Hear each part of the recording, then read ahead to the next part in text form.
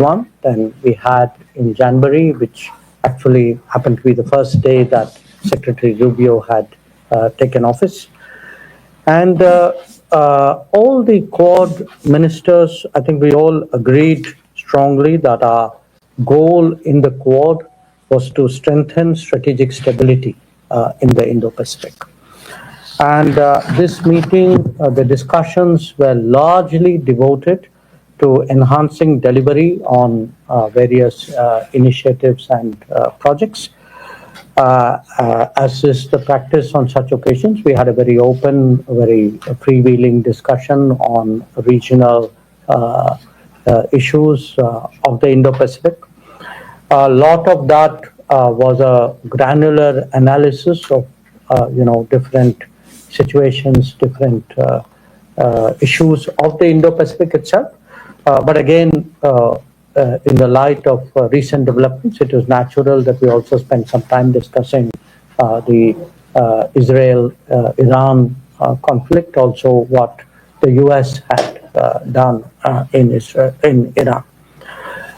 Now, while our meeting was taking place, there was in parallel a Quad business roundtable on critical minerals, and there were companies from all the four Quad countries which were present at that roundtable.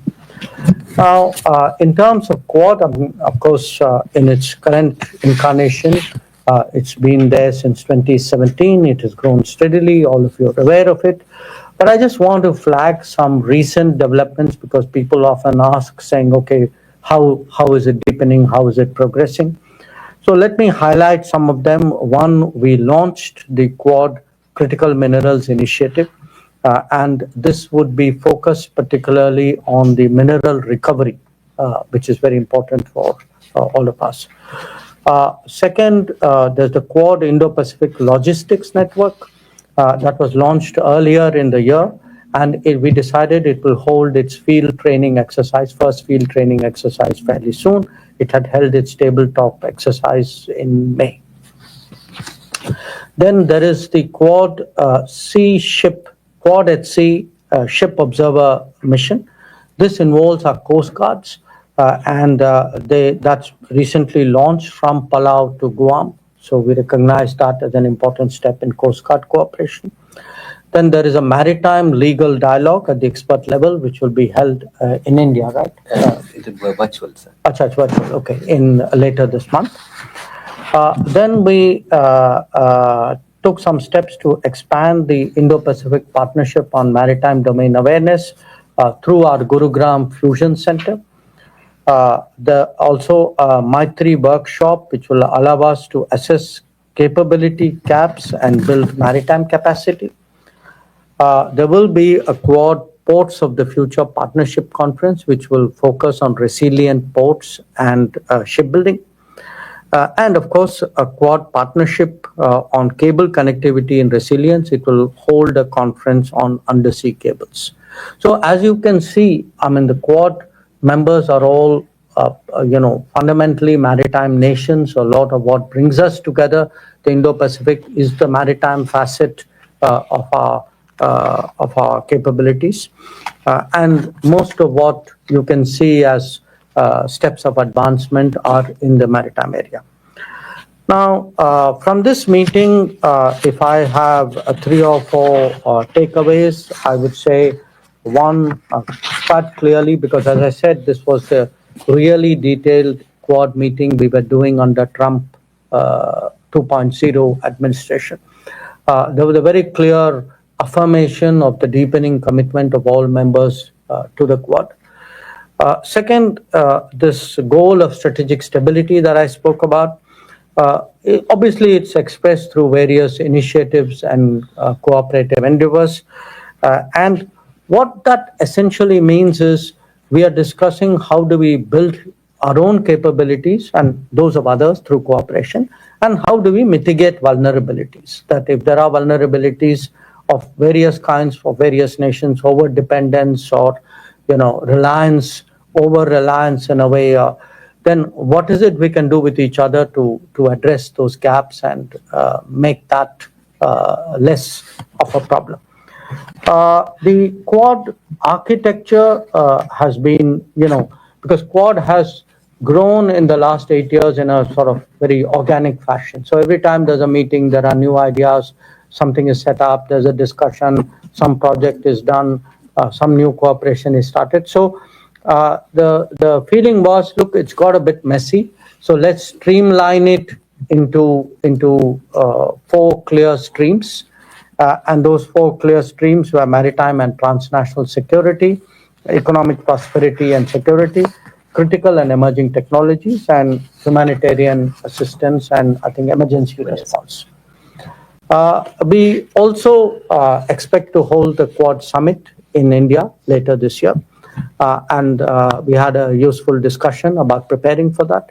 There was, we tabled some ideas, so did others. We had a discussion. Obviously, those ideas have to take form before I'm in a position to share that with you. So that was, the sum and substance of what happened on the Quad side. In terms of my bilateral meetings, I had a good session with Secretary Rubio. And we essentially did a stock taking of the last 6 months, and what do we do to go, look ahead. And this included a discussion on trade and investment, on technology, on defense and security, on energy, and on mobility. Now, defense and energy are 2 subjects where, particularly with the US, I think they're substantive enough to warrant a separate meeting with their secretaries, which is why I had a meeting with Secretary Hexet and with Secretary Wright. I also had very useful conversations with my other 2 counterparts, Penny Wong of Australia and Takeshi Iwaya of Japan. In both cases, obviously, whatever are the particular bilateral issues in those relationships were the subject of our discussions. We talked about visits which were due on either side, preparing for the meetings of our Prime Minister, which are also impending. So overall, I would say, for me, it was a very productive day yesterday. And in terms of the evolution of Quad, I think it was again a step forward. Not just, I would say, in terms of a sort of another meeting of the Quad, but in many ways it was a sort of a house cleaning and a way of making it more efficient. We were self-auditing ourselves and saying, okay, how do we deliver better? How do we make it more efficient? So that's the spirit really in which we approached this particular meeting. So that's what I had to share with you. I'd be very happy to respond to any questions that you may have. Okay, please do introduce yourself by name before you begin. Foreign Minister, thank you. Shashank Mattu with the Hindustan Times. So could you tell us a little bit about the substance of the Quad's discussions on the Pahalgam terrorist attacks as well as the Operation Sindoor? What was said to you by your counterparts from the other Quad ministries? Well, we had you saw that it was something which I spoke about publicly in my remarks. It's also reflected in the joint statement of the Quad Foreign Ministers meeting. And essentially,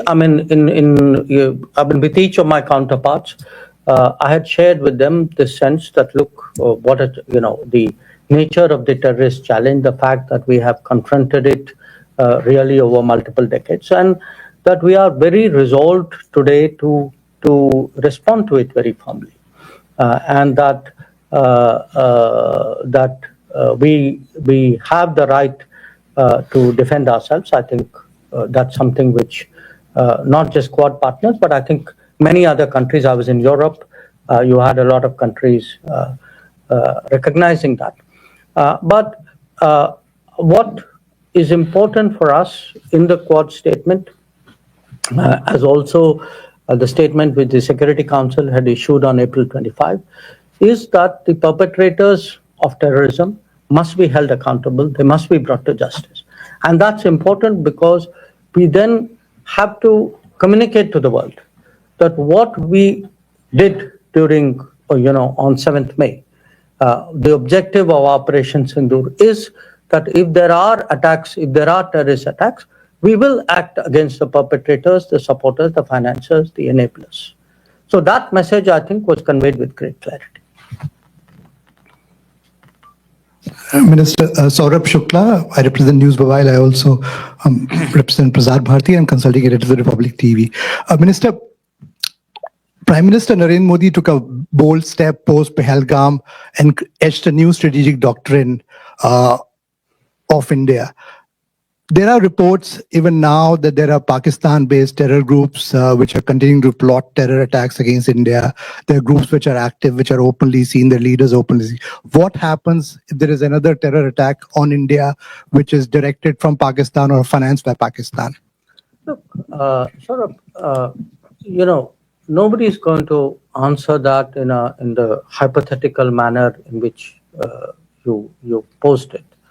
I think what we have to what we have communicated very clearly is we mean it when we say there is zero tolerance for terrorism. Now, and we also, if you look back at Prime Minister's address to the nation after the cessation of firing on 10th of May, there were some very clear messages which came out of that. So it's really for the terrorist groupings and for their sponsors to absorb and to reflect on those messages. Now, I don't think we are going to spell out if this happens, we will do that. I mean, no government does that. The comment I made to you earlier, I would say applies even today. That if I am talking about the when I'm looking at the future of our ties with the United States, or if I even look back at the progress in our ties with the United States over the last 20 years, I would put it to you, a lot of it is, it's about trade, it is about investment, it is about technology, it is about mobility, it is about energy, it is about defense. So I would really urge you to get over the idea that we need to define ourselves vis-a-vis third countries in order to forge ahead somewhere. That is not the case. We are a big country. We are, among the top 5 economies of the world. We are the most populous country in the world. Our influence is growing. We must have that self-confidence, even in asking questions. I think the record of what happened at that time was very clear, and the ceasefire was something which was negotiated between the DGMOs of the two countries. So I will leave it at that. And on the terrorism issue, again, it is a fact that countries, often countries do not take a position when some other country is a victim of terrorism, which they would do when they themselves are. We have, in that respect, honestly been much more consistent and principled. That we have, when terrorist incidents, attacks happen elsewhere, outside India, we have largely followed the same position that we have taken when they have happened in India. So, is your point that others not doing it? My answer to you is yes, you are right. Many of them are not doing it or not doing it sufficiently enough. And part of diplomacy is to exhort them, encourage them, persuade them, motivate them to do that. And which is why it's important to speak up, and which is why it's important to carry them with us to the best possible degree. Thank you, everyone. That's all the time we have today.